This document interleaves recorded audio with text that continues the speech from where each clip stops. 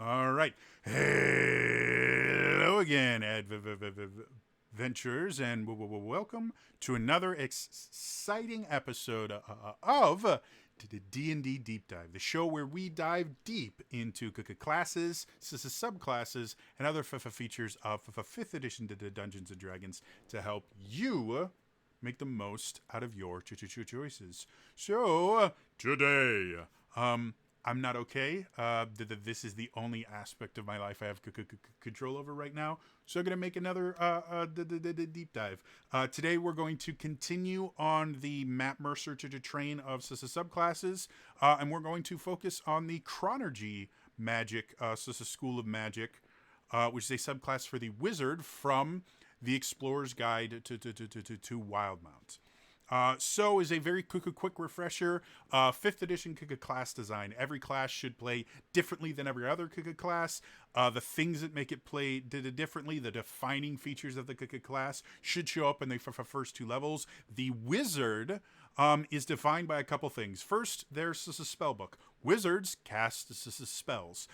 Their spell book gives them abilities that no other arcane classes has, which is they can actually learn more spells than any other arcane class. And they do that partially from leveling up. They learn spells just like every other class. However, they can also copy spells into their spell book.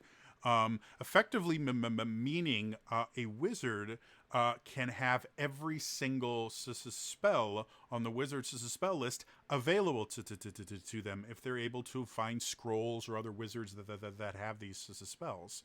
And have enough money to copy them. Makes them very versatile. The other thing that's a defining aspect of the wizard is arcane recovery. Wizards cast spells. With arcane recovery, they actually, after a short rest, once per day, they can recover spell slots that add up to half their level in half their wizard level rounded up. So effectively, wizards can cast more spells than almost any other class. There's a few other classes like the Circle of the Land Druid that get a feature similar to Arcane Recovery, but they generally will get it at much higher levels. Right from level 1, wizards get arcane recovery, so they're designed to cast leveled spells a lot, in addition to having cantrips and other things they can do.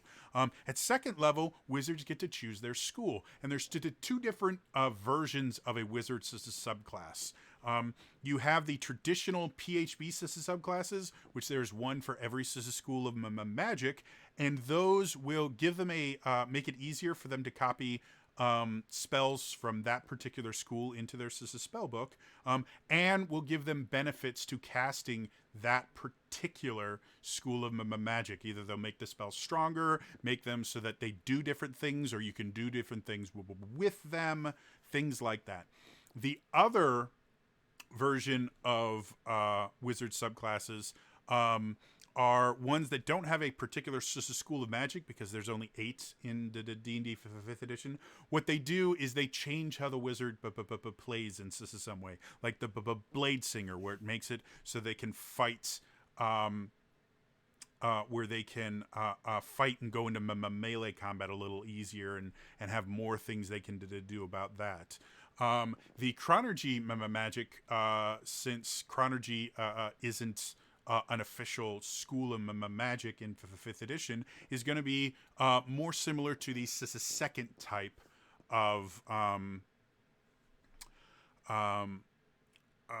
schools or subclasses for wizards. So let's dive right into the actual subclass here. Right at level 2, when you pick up this class, or this subclass, you get what's called coronal, or chronal, not coronal, chronal, completely different style of magic. And you have to be 6 feet away. I'm sorry, it was a bad joke. Chronal Shift. which is effectively as a reaction after you or a creature you can see within 30 feet of you makes an attack roll, ability check, or saving throw. You can force the creature to roll, and you make this decision after you see whether the roll succeeds or fails, and the target must use the second roll, and you can use this ability to twice, regaining any expended uses when you finish a long rest.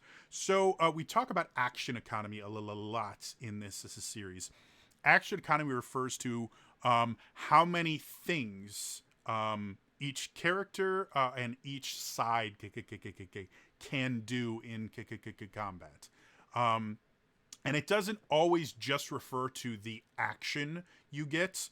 It includes bonus actions, reactions, free actions. Basically, anytime a character or a monster can do something, that counts as an action. And whichever side can do more in a round is going to have the advantage. So controlling the action economy, either allowing your team to use more actions or ensure that their actions are more useful, will always benefit you, or controlling the opponent's side, where taking away their actions or making their actions less useful will always benefit you as well. And this Chronal Shift is 100% an action economy kind of thing.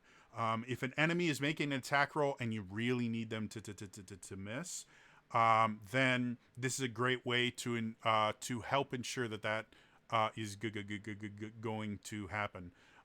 It's not 100%. If they're rolling, against, an armor class of 16, and they have like a +10 to their attack roll, that means if they roll a 6 or higher on that die, they're going to hit. So knowing when it's going to be most useful and when it's going to be least useful is going to be very important for this ability, especially since you only get to use the ability to twice between the long rests. But in those instances where you desperately need an enemy to fail a saving throw, or this is something like what's such as a spell? It's a cleric spell that for the life of me I can't remember. But they shoot something and that makes the creature glow for a bit, and the next attack against it has advantage. And I can't for the life of me remember. Guiding Bolt, that's what it's called. My word. So in the instance of Guiding Bolt, if you miss with a Guiding Bolt, there is no they take half damage or something like that. You just waste this as a spell slot. And there are a few spells like that. So this Chronal Shift can help ensure that spells like that need to hit, or spells that need the enemy to fail, are going to be that much more likely. Another thing I should mention is they remake the roll. So if they have advantage or disadvantage, they're re-rolling with the advantage, or they're re-rolling with the disadvantage, which can be a really, really big deal.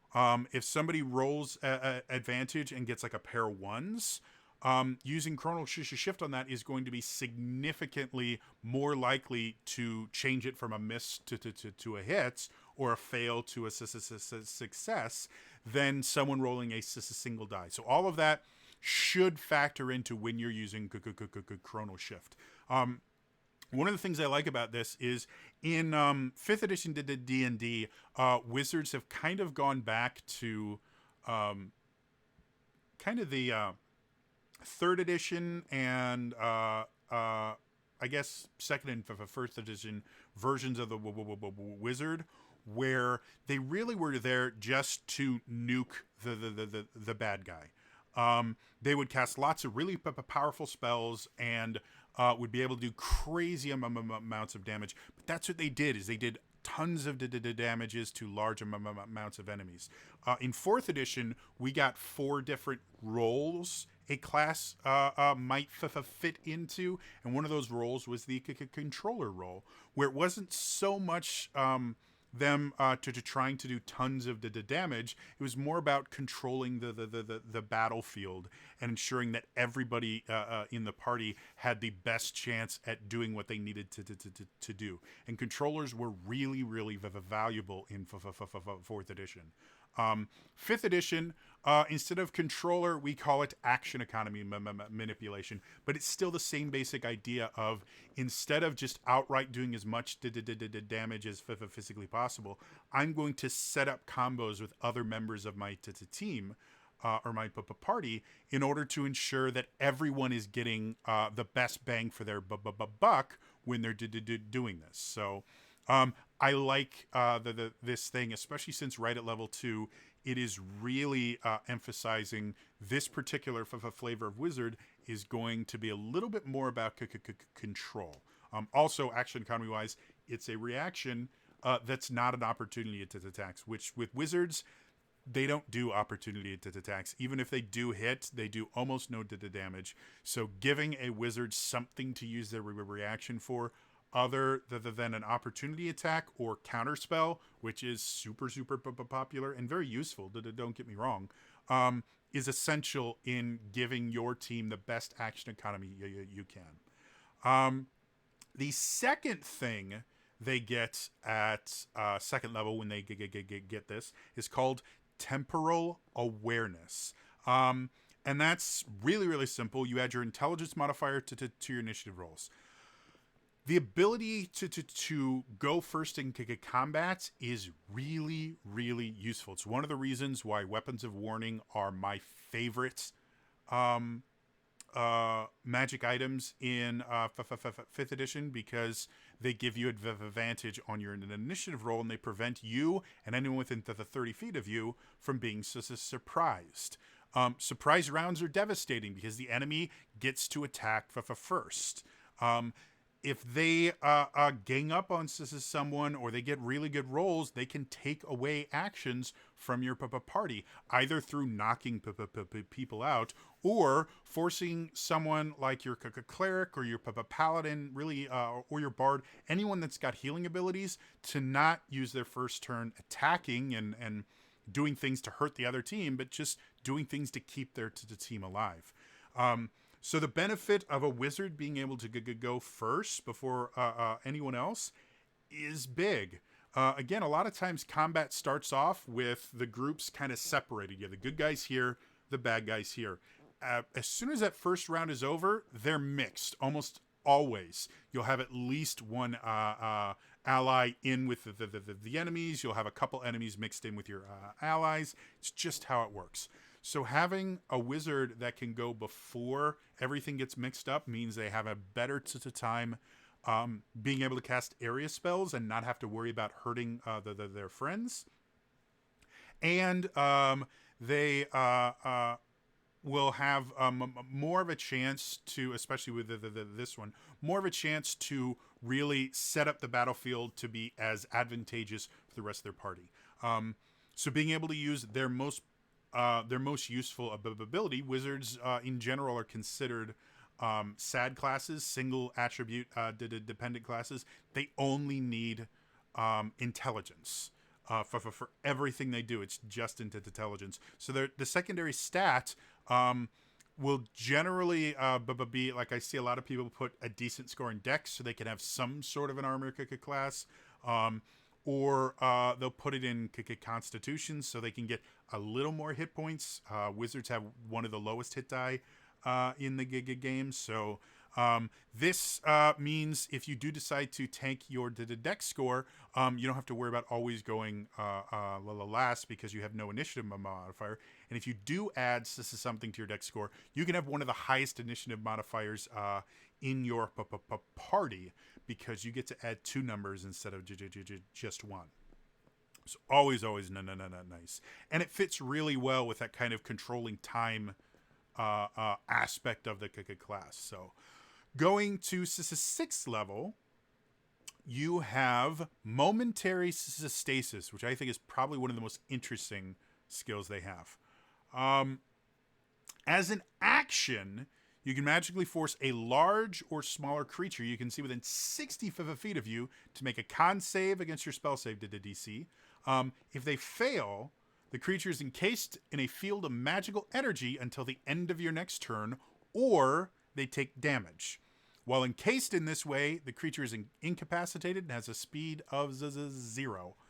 You can use this feature a number of times equal to your intelligence modifier, and you get all expended uses back on a long rest.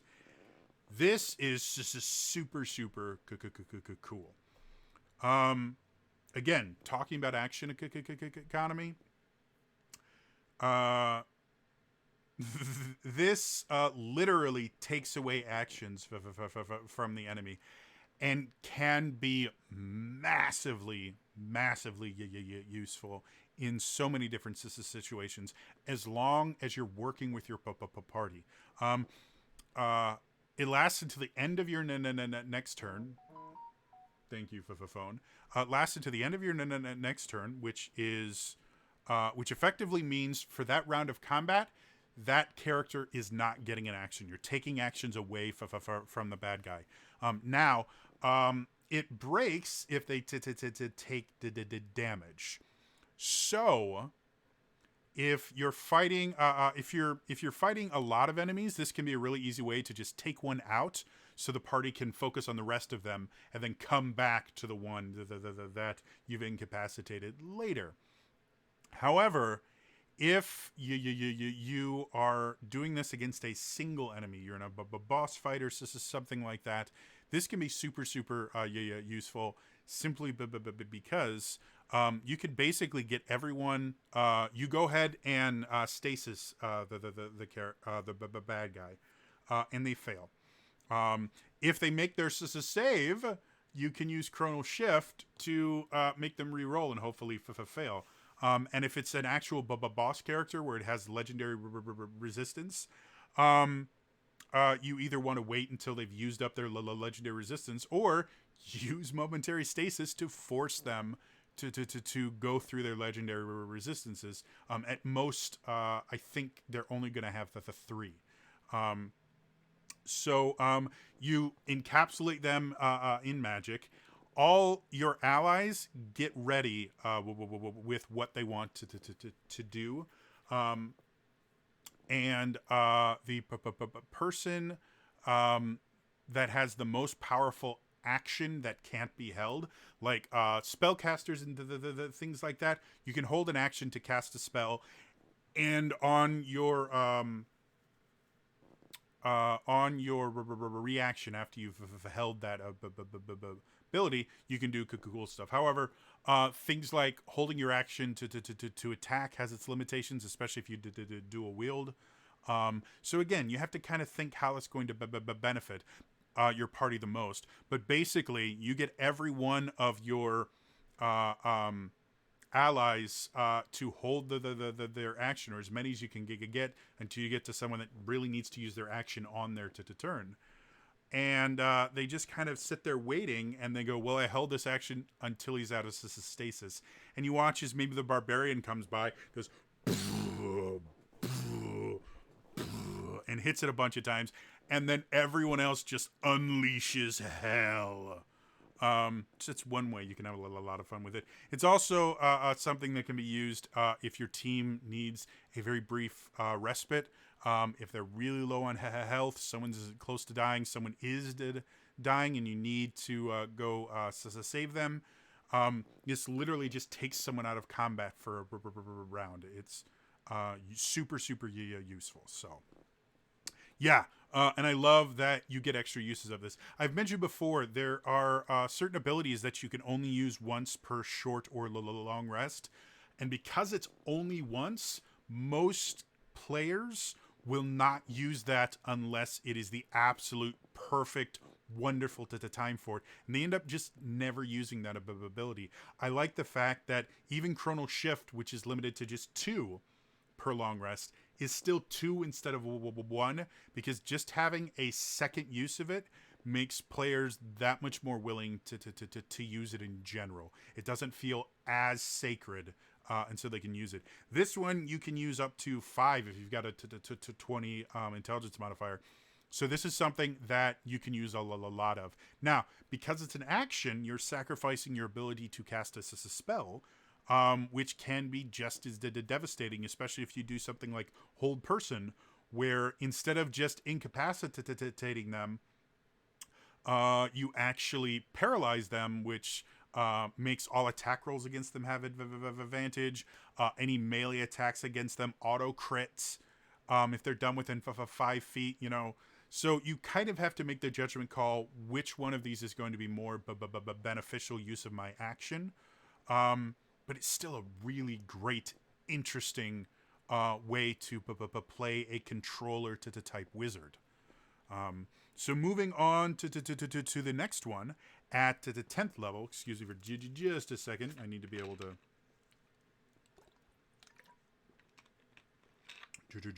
drink. Ugh, talking this much. At the 10th level, you get Arcane Abeyance.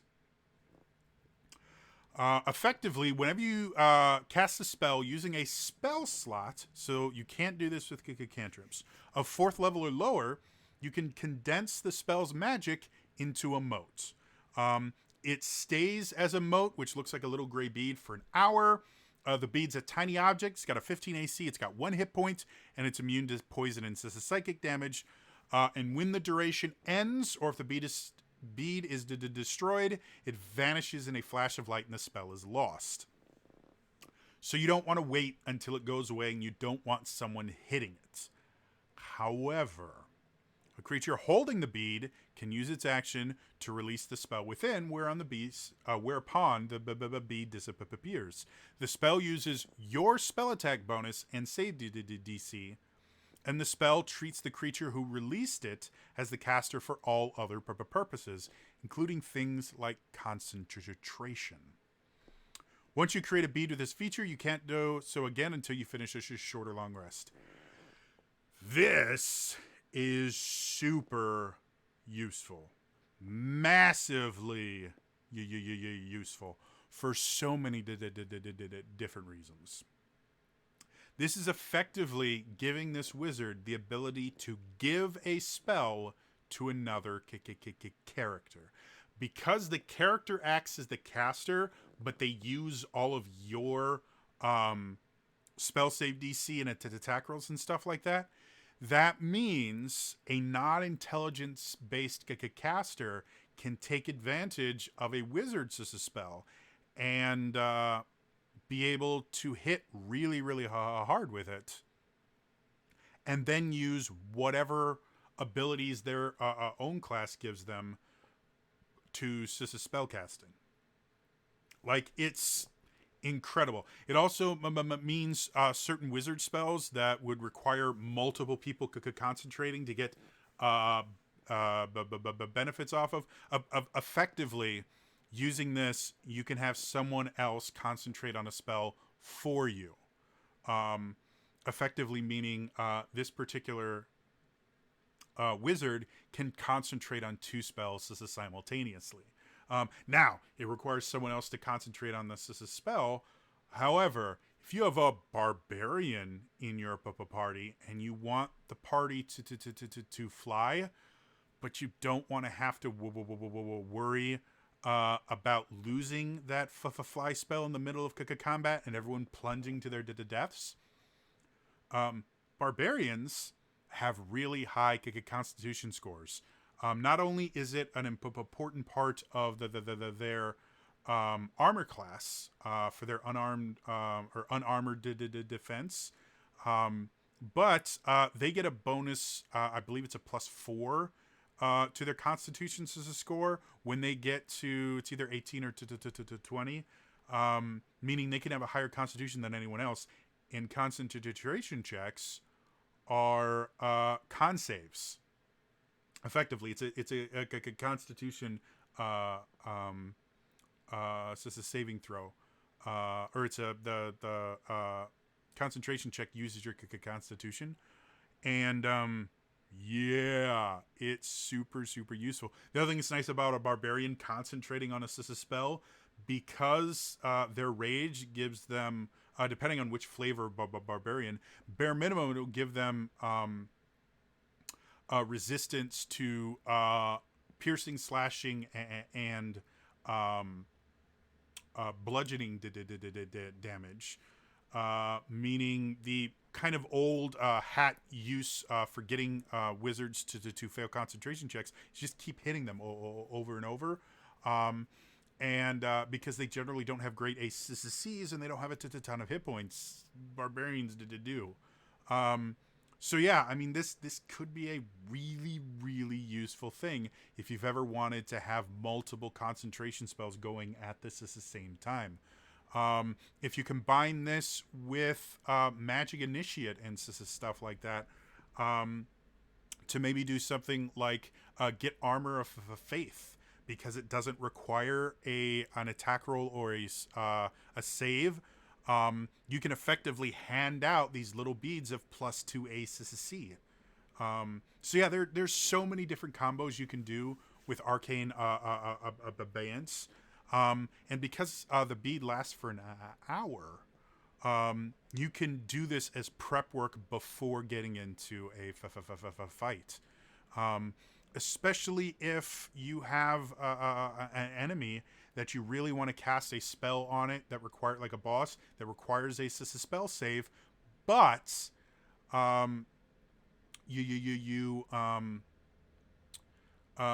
worried about the particular wizard or the particular creature using legendary resistances or counter spelling, anything like that. So you give it to maybe you give it to a monk who has the ability to turn invisible. Counterspell doesn't work if you can't see the creature casting it. So the invisible monk could cast the spell without fear of being counterspelled. Things like that. Like there's just so many different ways you can use this. But 100%, this is a team-based ability. This is very much a controller style of ability. And being able to just surprise your big baddie by having the rogue cast fireball can be super, super cool. So yeah. Or again, having having the barbarian cast counterspell would just be mwah, but beautiful. So yeah, I really like that. I think it's a super cool ability. Finally, at 14th level, you get Convergent Future. When you or a creature you can see within 60 feet of you makes an attack roll, ability check, or saving throw, you can use your reaction to ignore the die roll and decide whether the number rolled is the minimum needed to succeed or one less than that number, your choice. When you use this feature, you gain 1 level of exhaustion. Only by finishing a long rest can you remove a level of exhaustion gained in this way. This is super, super useful. In that situation we talked about before, where you have a spell that you really need the bad guy to fail, Convergent Future means you can force them to fail. Now, it costs an exhaustion level, which is bad. Exhaustion, I think, is not used anywhere near enough in most 5th edition adventures, because it's one of the few things that you can do to a character that has impact beyond what's happening that particular fight. I mean, technically, yeah, losing hit points can hurt over to the time, but a level of exhaustion will stay with you depending on how many levels you get. Exhaustion can stay with you for days. And each level adds progressively more really, really bad stuff, up to the point where if you get 6 levels of exhaustion, your character just dies. Do not pass go, do not collect $200. you're gone. So exhaustion, I love the idea that the limiting factor of this ability is exhaustion. And one of the ways to get around exhaustion is greater restoration removes a level of exhaustion, which is really, really important. And it's one of the reasons it's such a useful ability. You can't use greater restoration on this ability. You have to take a long rest. Meaning, if you use this ability 3 times in a day, it will take you 3 days of not using this ability at all to get rid of all the levels of exhaustion. This is a very much risk versus reward kind of thing. Because the first level of exhaustion gives you disadvantage on ability checks, which isn't a huge thing. The second level halves your speed, which starts getting bad, because you can be put in situations where you get put into fireball formation, or you need to get away from an enemy. Once your speed is halved, that becomes a lot more difficult. Or an enemy is just staying just outside your range for your spells and attacking you. Speed is useful. Once you get to third level, though, you have a disadvantage on attack rolls and saving throws. That's real bad. And it gets worse and worse. Fourth level, your hit point maximum is halved. Fifth level, your speed is reduced to 0. And then sixth level, you're dead. So exhaustion is a really, really big thing, and I love the fact that this possibly game-changing ability is tied to exhaustion instead of so many times per long rest, or a number of times equal to this ability modifier. I love that this is just limited to the 2 levels of exhaustion, because it really makes you think, can I afford to use this ability?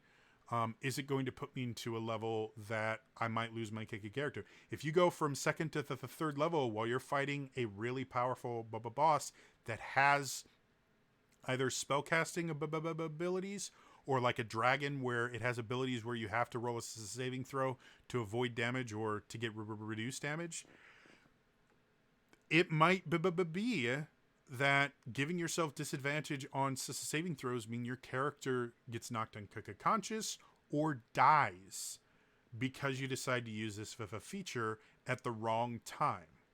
So it's a super, super high risk, high reward kind of thing. And it's 100% that control action economy type thing.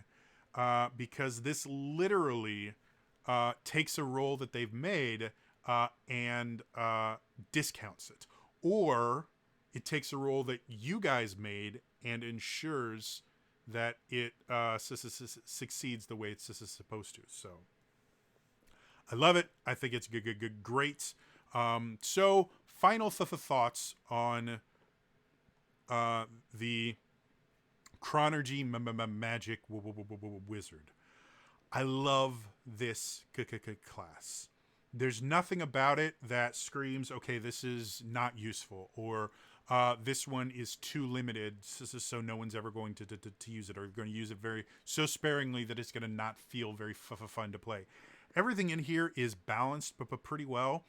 All of the abilities really put the emphasis on this wizard controlling the battlefield, ensuring that everything works the way this wizard wants it to, and not how the enemy wants it to or anything like that. There are such interesting ways to play this class, and it does really require you to play with the group, as opposed to a lot of classes will kind of build you into a character that can kind of do your own thing that just happens to help the party. Like a rogue, their sneak attack damage is not benefiting anyone but themselves. And their ability to take out enemies does really help out the rest of the party by removing enemies, but they're not working with the party almost at all, except to get sneak attack damage, which they're not really working with them. The rest of the party is helping the rogue. This really requires you to understand your group, to talk with them during combat. It's one of the things I don't see at a lot of tables is the players really kind of planning their moves and stuff like that. I know some people call that crosstalk and that. I don't have as big a deal as long as they're sharing information their characters would know. Um, yeah, I love this class. I think it's this is probably of the subclasses he's made. This one is probably, I think, the best, at least of the ones we've done so far, that he's created, because it's so well balanced, and it gives the wizard such a unique play style compared to your garden variety wizards. So really like that. Anyway, as always, if you enjoyed this video, please hit that like button. And if you really enjoy stuff like this, hit the subscribe button. I try to make at least 2 videos a week. Sometimes I make more, like this week. Sometimes I make less, but that is my attempt. Also, hit the notification bell so you don't miss any of the videos I make. In the comments down below, I want to hear your most broken Arcane Abeyance combo that you can think of. Go to D&D Beyond, open up your book, look at concentration spells, and look for ones that you're like, ooh, this one combined with this one is totally broken. And I totally understand why they make concentration of the thing to prevent this combo from happening. Because I really want to hear the crazy things you could see, like a fighter being like a champion fighter being able to cast a 4th level spell. Or again, my favorite thing in the world is having a barbarian cast a spell. I just love the idea of this dude with a massive great axe going, I would like to fireball. So yeah, in the comments, let me know your most broken combo. Anyway, that's all for me today, and I will see you guys next time. All right, bye.